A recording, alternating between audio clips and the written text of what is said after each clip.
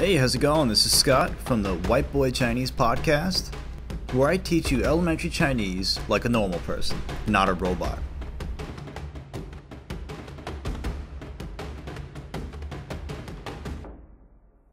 Hey everybody, welcome back to the Speak White Boy Chinese podcast. And I'm Scott from New York. Supposedly I have a learning disability and I cannot learn languages, yet I prevailed, learning Mandarin Chinese. I'm not that smart. I'm just like you. What I did was I came up with a pretty simple, easy method that doesn't overflood your brain with 5,000 useless Chinese words. Instead, what I do is I just focus on the stuff you need to get around China. Because what's the point of learning all these words if you can't simply say, I want to go to the bathroom? To start everything off, I would like to read our first 5-star iTunes review. It's also our only review, so feel free to leave one. And it's titled, I Like It, by IJS 1984. I guess I was born in 83, so we're about the same age. Hey, I hope you continue this work. I just signed up for the email list as well. The best thing about your podcast is you keep it simple. I can remember a lot of what you say, and you keep it short and sweet. My name is also Scott, and I am a white boy from North Carolina, LOL. I moved to Los Angeles and started studying the culture around me, the Asian culture around me. I was listening to other podcasts and saw Speak White Boy Chinese. I also saw Scott and thought it was fate I found this. Excellent job. Wow, we got the same name and we're born a year apart. It must be fate, my friend. And just as a note, me and Scott were kind of jamming back and forth and trading ideas, and he influenced me. He recommended that we do a couple episodes about dating, so that'll be coming your way for sure. So definitely hop on the mailing list if you have any ideas about stuff you want to learn.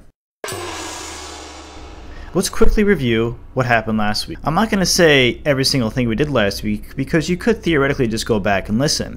One thing I am going to bring up though is the word yao. This is really important because if someone's offering you something, you can say yao or bu yao. If you don't want it, want yao or bu yao, indicating that you do not want whatever the person is wanting. By saying no want or no need, you'll be saying you do not want whatever the heck that person is holding. It used to drive me crazy that when I was in Chinese class, we would learn like 500 words a week, but we would never revisit the old words that we learned. To me, that is just so silly. What is the point of keep piling it on and never revisiting the stuff that you learned in the past? So I'm definitely going to make an effort to go back and talk about the stuff we learned in the past, but I'm not going to make the whole episode about it. Okay, so I decided that the theme for this week is going to be, where is stuff? Because hey, if you're traveling in China, you want to know where stuff is. You don't want to jerk around, you want to get to where you're going. So there's a really easy phrase that I'm going to teach you today, which is zai nar, zai nar. So zai, which is a fourth tone, kind of like means here. And nar, which is the third tone, means where. Doesn't really make sense in English, but it's a really easy sentence pattern to remember. So zai nar indicates a question. A question of that you would like to know where something is. So let's go back to the whole dictionary thing that we learned last week. One thing that we spoke pretty intensely about was just pointing to your dictionary and getting whatever you want in the dictionary. So let's say you want to go visit the local museum. You can open up your dictionary and say 这个在哪儿. Last week we learned that 这个 means this.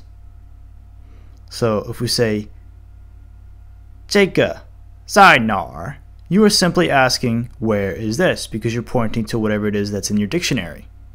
So here's how the sentence pattern works. Imagine like a blank space in front of 在哪儿, and whatever fills that blank space that is in front of 在哪儿 is a thing that you would like to know where it is. In this case, you don't have to add that ma thing to ask a question.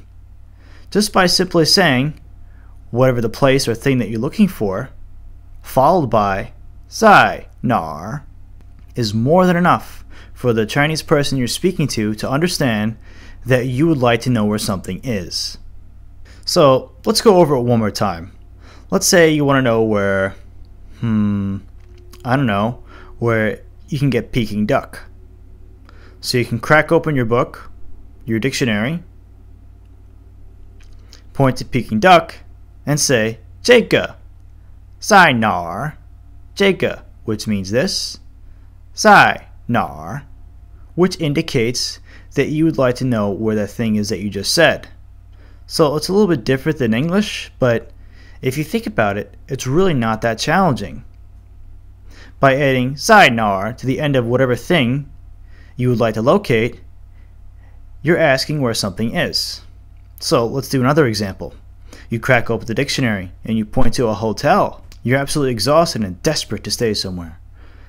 You point to hotel, say 这个在哪儿? And it simply asks where something is. So today I don't really have much of a tip, but I'll definitely throw a lot more at you in the future. Alright, so today's mini episode was pretty short, but tomorrow we're going to do a lot of bathroom talk, baby. I'm going to teach you how to find the little boys or little girls' room. See you tomorrow. 明天见. 谢谢, and thank you for listening. If you want to learn more and get some more free stuff for learning Chinese, definitely make it back to my website. Right now, my website is whiteboychinese.wordpress.com. When you get to that website, you'll see a big blue button that says click here to get on my mailing list. Click on that button and I'll redirect you to a link to get on my mailing list. Once you're on my list, you'll get a ton of free stuff and more than likely daily updates from me about what's going on in the podcast. Thanks, 谢谢, and see you next time.